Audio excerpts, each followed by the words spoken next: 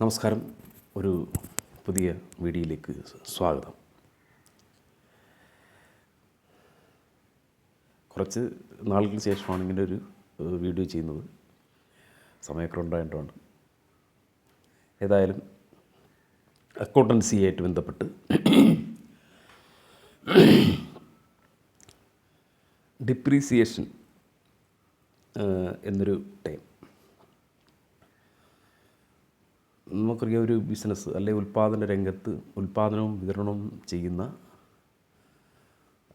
കമ്പനികൾ അല്ലെങ്കിൽ സ്ഥാപനങ്ങളൊക്കെ സൂക്ഷിക്കുന്ന കണക്ക്, അവരുടെ സാമ്പത്തിക സ്ഥിതി അവലോകനം, അത് ഈ ഉൽപ്പാദന മേഖലയായിട്ട് ബന്ധപ്പെട്ട് രണ്ട് ടേമായിട്ടാണ് ചെയ്യുന്നത്. ഒന്ന് ട്രേഡിംഗ് അക്കൗണ്ട് എന്ന് പറയും. ട്രേഡിംഗ് അക്കൗണ്ട് എന്ന് പറയുമ്പോൾ ഏതെങ്കിലും ഒരു റാ മെറ്റീരിയൽ, ഉദാഹരണത്തിന് ഫർണിച്ചർ ആണ് ചെയ്യുന്നതെങ്കിൽ തടി കൊണ്ടുവന്ന് അതിൻ്റെ പ്രോസസ്സൊക്കെ ചെയ്തൊരു ഫിനിഷ്ഡ് ഗുഡ്, അല്ലെങ്കിൽ എന്തെങ്കിലും ഒരു കബോർഡോ അല്ലെങ്കിൽ ഒരു ബെഡോ അല്ലെങ്കിൽ ഇങ്ങനെയുള്ള സാധനങ്ങളൊക്കെ ആക്കി, അല്ലെങ്കിൽ പിന്നെ സെറ്റി സോഫ ഇങ്ങനെയൊക്കെയുള്ള കാര്യങ്ങളൊക്കെ ആക്കി ഫിനിഷ് ചെയ്ത് വിൽക്കുന്ന ആ ഘട്ടം വരെയുള്ള അക്കൗണ്ടാണ്. അല്ലാതെ ആ ഗോഡൗണിൽ വിൽക്കും ആ സമയം വരെയാണ് ട്രേഡിംഗ് അക്കൗണ്ട്. അപ്പോൾ പിന്നെ അത് കഴിഞ്ഞാൽ പ്രോഫിറ്റ് ആൻഡ് ലോസ് അക്കൗണ്ട് വരും. അത് കഴിഞ്ഞാൽ പിന്നെ ബാലൻസ് ഷീറ്റ് വരും. പ്രോഫിറ്റ് ആൻഡ് ലോസ് അക്കൗണ്ട്, അതിൻ്റെ വ്യത്യാസം നമുക്ക് പറയാം. അതിന് മുമ്പ് ഈ ഒരു ട്രയൽ ബാലൻസ് തന്നിട്ടാണ് എല്ലാ വിവരങ്ങളും അടങ്ങുന്ന ഒരു ട്രയൽ ബാലൻസ് തന്നിട്ടാണ് നമ്മൾ അതിൽ നിന്ന് ഓരോന്നെടുത്താണ് ഓരോ അക്കൗണ്ട് തയ്യാറാക്കുന്നത്. ട്രേഡിംഗ് ആയാലും പ്രോഫിറ്റ് ആൻഡ് ലോസ് അക്കൗണ്ട് ആയാലും ബാലൻസ് ഷീറ്റ് ആയാലും എല്ലാം തയ്യാറാക്കുന്നത്.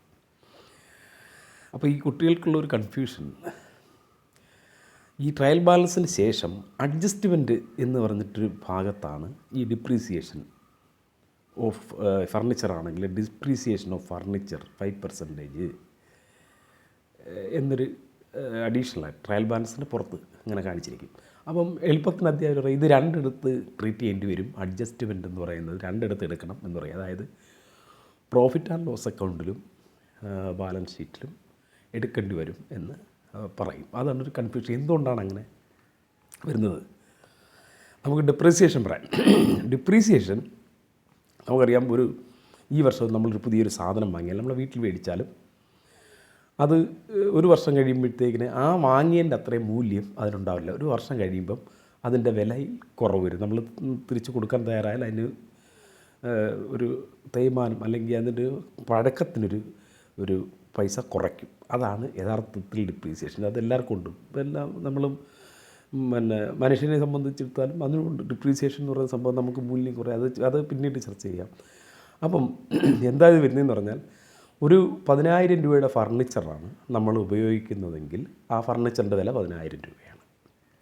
അപ്പോൾ അതിനകത്ത് താഴെ കാണിച്ചേക്കും ഇനി ചെയ്യുമ്പം അഡ്ജസ്റ്റ്മെൻറ്റിനകത്ത് 5% ഡിപ്രീസിയേഷൻ ഓഫ് ഫർണിച്ചർ. അപ്പോൾ ഈ ഫർണിച്ചർ എത്ര രൂപയ്ക്കുണ്ട്? 10,000 രൂപയ്ക്കാണ്. ട്രയൽ ബാലൻസിൽ അത് കാണിച്ചിരിക്കും. ഫർണിച്ചർ 10,000 രൂപ. ഇതിൻ്റെ അവസാനം, ആ വർഷാവസാനം വരുമ്പം ഈ 5% അതിനകത്ത് കുറയ്ക്കണം. അപ്പം ഇത് സ്വാഭാവികമായിട്ടും ഈ ഫർണിച്ചറൊക്കെ വരുന്നത് എവിടെയാണെന്ന് വെച്ചാൽ, നമ്മൾ എടുക്കേണ്ടത് trading profit and loss account കഴിഞ്ഞാൽ ബാലൻസ് ഷീറ്റിലാണ് യഥാർത്ഥത്തിൽ നമ്മുടെ ആസ്തിയിൽ രേഖപ്പെടുത്തേണ്ട സാധനമാണ് ഈ ഫർണിച്ചർ എന്നൊക്കെ പറയുന്നത്. അപ്പോൾ ഈ ഫർണിച്ചർ 10,000 രൂപ ഉണ്ടായിരുന്നത് 5% അതിന് തേയ്മാനം സംഭവിച്ചിട്ടുണ്ട്. അതുകൊണ്ട് ആ തേയ്മാനം എന്ന് പറയുന്നത് യഥാർത്ഥത്തിൽ ഒരു നഷ്ടം ആയതുകൊണ്ട് നമുക്കിപ്പം 5,000 രൂപയാണ്. 10,000 രൂപയുടെ 5% എന്ന് പറഞ്ഞ് 10,000 രൂപ 500 രൂപയാണ്. 500 രൂപയാണ് 5%. ഈ 500 രൂപ എന്ന് പറയുന്നത് ആ സ്ഥാപനത്തെ സംബന്ധിച്ച് നഷ്ടം ആയതുകൊണ്ട് അത് ലാഭനഷ്ടക്കണക്കിൽ പ്രോഫിറ്റ് ആൻഡ് ലോസ് അക്കൗണ്ടിൽ ഡെബിറ്റ് സൈഡിൽ നമ്മൾ എടുക്കും. അത് കാണിക്കും. നഷ്ടം വന്നേക്കുന്നത് ഡെബിറ്റ് സൈഡിലാണ്. ബൈ ഡിപ്രീസിയേഷൻ ഫർണിച്ചർ 500 നമ്മളവിടെ കാണിക്കും. ഒരു സ്ഥാനമായി. ഇനി എവിടെ എടുക്കേണ്ടതെന്ന് വെച്ചാൽ, ഈ ഫർണിച്ചർ കാണിക്കേണ്ട ബാലൻസ് ഷീറ്റിലാണെന്ന് നമ്മൾ പറഞ്ഞു. ബാലൻസ് ഷീറ്റിലായതുകൊണ്ട് ബാലൻസ് ഷീറ്റിൻ്റെ അസറ്റ് സൈഡിൽ കോളത്തിന് ഇപ്പുറത്തോട്ട് അഡ്ജസ്റ്റ് ചെയ്യേണ്ടത് ഈ ട്രയൽ ബാലൻസ് അനുസരിച്ച് 10,000 രൂപ ആണ്.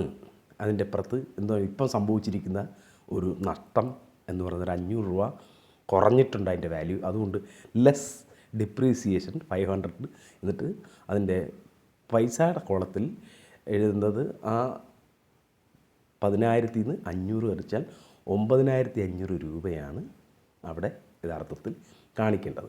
ഇതാ രണ്ടിടത്ത് എടുക്കണം എന്ന് പറയുമ്പോൾ രണ്ടിടത്ത് എടുക്കണം എന്ന് പറയുമ്പോൾ ഉള്ള കൺഫ്യൂഷൻ എല്ലാവർക്കും ചില വിശദീകരിച്ച് മനസ്സിലാക്കാനോ പറഞ്ഞു കൊടുക്കാനോ പറ്റാത്തതുകൊണ്ടായിരിക്കും ഈ അഡ്ജസ്റ്റ്മെൻറ്റ് രണ്ടിടത്ത് എടുക്കണം. പ്രോഫിറ്റ് ആൻഡ് ലോസ് അക്കൗണ്ടിലെ നഷ്ടത്തിൻ്റെ സൈഡിൽ 500 രൂപ കാണിക്കണം. ബാലൻസ് ഷീറ്റിൽ ഈ അസറ്റ് സൈഡിൽ ഇത് 10,000 രൂപയുടെ ഫർണിച്ചർ രേഖപ്പെടുമ്പോൾ 500 രൂപ കുറച്ച് കാണിക്കും. ഈ രണ്ട് പ്രോസസ്സാണ് ചെയ്യാനുള്ളത്. ഡിപ്രീസിയേഷൻ എന്ന് പറഞ്ഞാൽ തേയ്മാനമാണ്. അത് ഏതിനും വരാം. നമ്മൾ ലാൻഡ് ആൻഡ് ബിൽഡിംഗ് വീടിന് നമ്മളിപ്പോൾ ഒരു വർഷം പുതിയൊരു വീട് വെച്ചാൽ പിറ്റേ വർഷം കൊടുക്കുമ്പം അത് ഏകദേശം 5% ആണെന്ന് തോന്നുന്നുണ്ട്. പിന്നെ ഇതിൻ്റെ ഡിപ്രീസിയേഷനായിട്ട് കാണിക്കുന്നത് ഒരു 10 ലക്ഷം രൂപ അടുത്തൊരു വീട് വെച്ചാൽ ഒരു അടുത്ത വർഷം കഴിയുമ്പോൾ അതിന് 9.5 ലക്ഷം വില ഇടാൻ സാധിക്കുകയുള്ളൂ. 20 വർഷം കഴിയുമ്പോൾ അപ്പോഴത്തേക്കിനൊരു വില അതിനകത്ത് കിട്ടത്തില്ല. അതാണ് ഡിപ്രീസിയേഷൻ. അപ്പോൾ ഇതുമായി ബന്ധപ്പെട്ട് എല്ലാ മേഖലയിലും ഡിപ്രീസിയേഷൻ നിലനിൽക്കുന്നുണ്ട്. അപ്പം രണ്ടിടത്ത് എടുക്കണമെന്ന് പറയുന്നതിൻ്റെ അർത്ഥം ഇതാണ്. യഥാർത്ഥത്തിൽ വരുന്നത് സ്ഥാപനത്തിന് ആ തേയ്മാനം നഷ്ടമായിട്ട് വരുന്നുണ്ട് പ്രോഫിറ്റ് ആൻഡ് ലോസ് അക്കൗണ്ടിലും. ബാലൻസ് ഷീറ്റിൽ നമ്മളിപ്പോൾ അസറ്റ് സൈഡിൽ ഇത് ഈ എമൗണ്ട് കാണിക്കുമ്പം ആ ഫർണിച്ചറിൻ്റെ എമൗണ്ടോ അല്ലെങ്കിൽ ഏതായാലും അത് ഈ ഡിപ്രീസിയേഷൻ മാത്രമല്ലല്ലോ, പലതിനും വരാം. അതും അതിന് കുറച്ചുള്ള എമൗണ്ടേ ബാലൻസ് ഷീറ്റ് അസറ്റ് സൈഡിൽ കാണിക്കാൻ പാടുള്ളൂ. അതാണ് അതുമായി ബന്ധപ്പെട്ട് പറയാനുള്ളത്. മനസ്സിലായി കാണും എന്ന് കരുതുന്നു. അടുത്ത ചോദ്യങ്ങൾ അയച്ചാൽ ഇനിയും അതിൻ്റെ വിശദീകരണങ്ങളൊക്കെ അങ്ങോട്ട് അയച്ചു തരാം. മനസ്സിലായെന്ന് വിശ്വസിക്കുന്നു. നന്ദി, നമസ്കാരം.